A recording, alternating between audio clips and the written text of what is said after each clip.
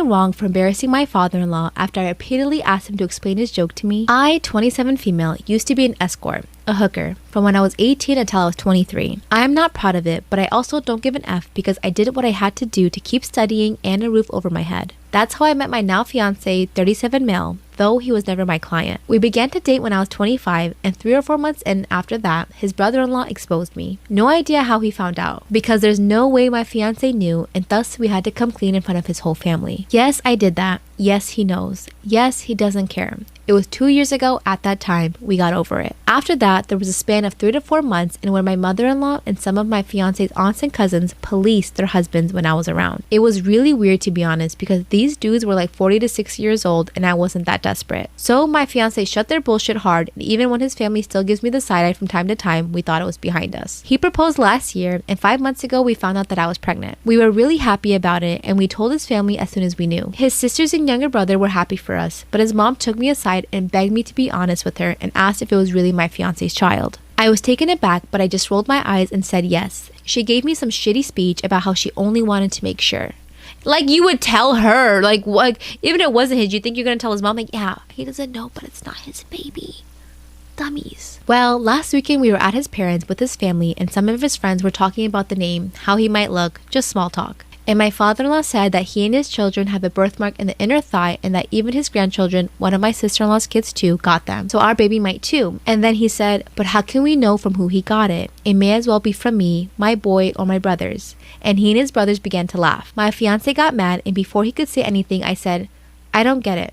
And my father-in-law said, yeah, because it runs in the family. And I said, and to get nervous and said, because, you know, it's just a joke. And I said, but I don't get it, and you all laugh. So explain. It got to the point that some of his friends said, hey, it's not funny, so he excused himself and left. Later, my fiance's brother-in-law came to me and said that I was wrong for embarrassing him like that in his own house, and that I knew what the joke was about, and because of my past, I shouldn't be surprised. Now they're all demanding that I apologize to my father-in-law. Hell no, don't you do it. Get out of here. Oh my, yuck. Yuck, I'm so sorry you have to go through yuck. Ugh, weird title already. Am I wrong for not agreeing to let my husband have a baby with another woman?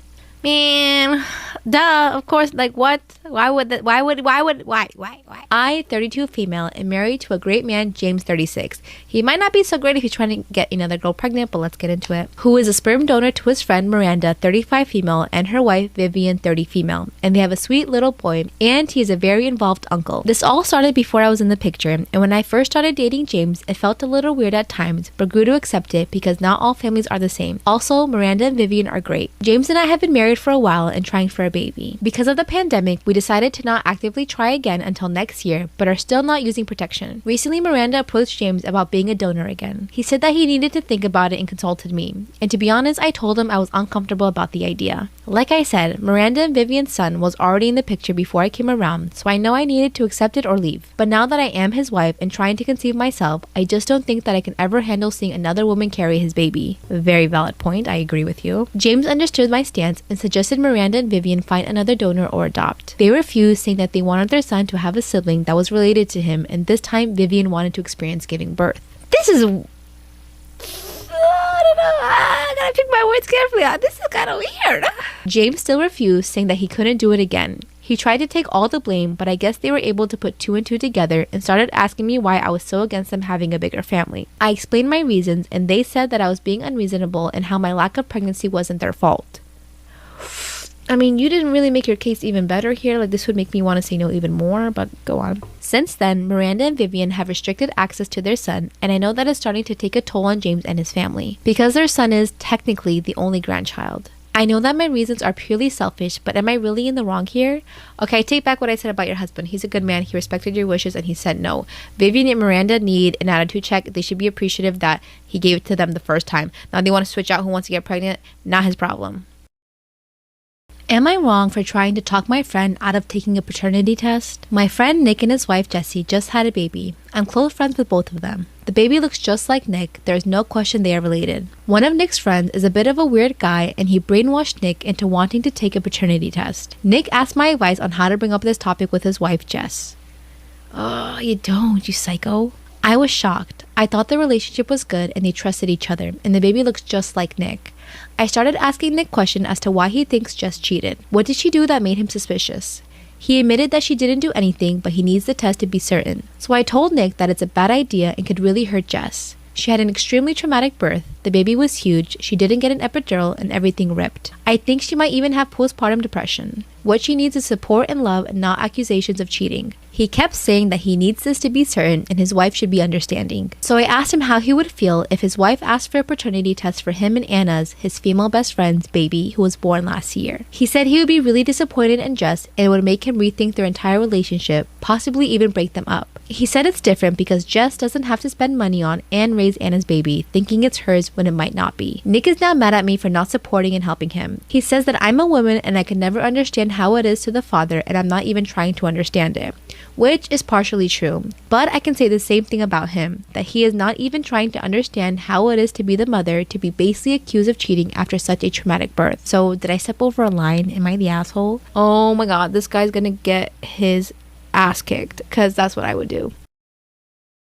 Am I the asshole for telling my fiance that I want my ex-husband to walk me down the aisle on our wedding day? I know this sounds messy, but hear me out. My ex and I were together for 7 years. We got together at 18, got married at 20, and divorced at 25. Our divorce didn't end up in bad faith. We just weren't compatible as a couple anymore, and we wanted to explore new things since we were glued together since we were 18. We remained good friends after the divorce. I met my current fiance at 26 and we got engaged 6 months ago. I am now 28 and my fiance is 29. First, I didn't know how to bring it up to him about how I'm still close friends with my ex-husband.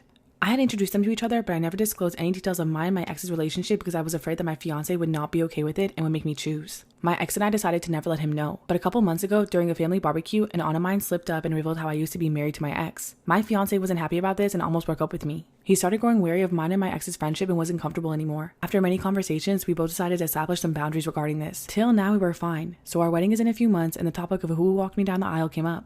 My fiance asked if I'd have my parents or my brother walk me down the aisle, and while that was my original thought, I had another idea as well. I suggested that my ex-husband should give me away to him. Ex-husband to current husband, and it's kind of symbolic. He said he's not okay with this and I'm crossing a line at this point. He said he's tolerating the fact that I still have a close friendship with my ex even after I hid it from him for so long. He said I can do as I wish since who walks me down the aisle is my choice, but he'll never be okay with my decision.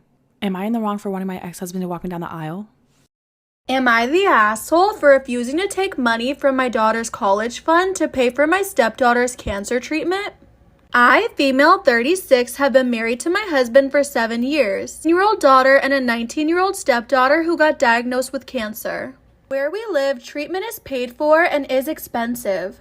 My husband can't afford it on his own, so he asked me and I immediately agreed.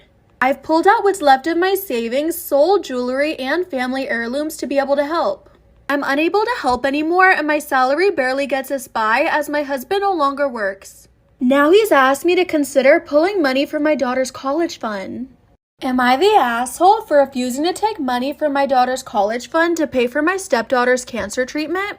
I was taken aback by the request and felt so uncomfortable when he said that because my daughter's college fund didn't come easy. I worked hard to be able to put it together and I have no energy to worry about how to get the money back. He didn't like my answer and got his family involved to convince me.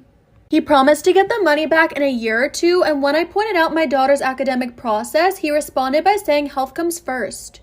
Him and my stepdaughter went to stay with his family, and he's saying that if I don't get my priorities straight, he'd rather stay with supportive, selfless people who want the best for his daughter. Am I the asshole for choosing to not get involved when my daughter threw away my wife's shampoo collection? I, 39, got married to my wife, Nellie, 36 months ago. Nellie and my daughter, 16, Megan, have never gotten along. They have lots of disagreements and have nothing in common, and it was obvious since the first day they met. I thought it would get better, but ever since we moved in together, it's gotten worse. Megan will throw her stuff away, and it's been basically a mouse and cat game. Nellie has special shampoo and conditioner for her sensitive hair, and she put them in the bathroom. Megan threw them away, saying she had no right to store them in the bathroom because it's not her house. Am I the asshole for choosing not to get involved when my daughter threw away my wife's shampoo collection? To keep the peace, I asked Nellie to just keep her stuff in the bedroom and take it with her whenever she wants to take a shower. She ended up agreeing, and last night Nellie took a shower and forgot her hair products in the bathroom. Megan ended up going in there and the shampoo collection was gone. Nellie freaked out, and then they had a fight after Megan told her she dumped them out and she gave her a warning. Nellie broke down, and I said I wanted to stay out of it, but she blew up at me. She said I keep letting Megan get away with bad attitude and unjustified behavior. I told her she should have been more careful.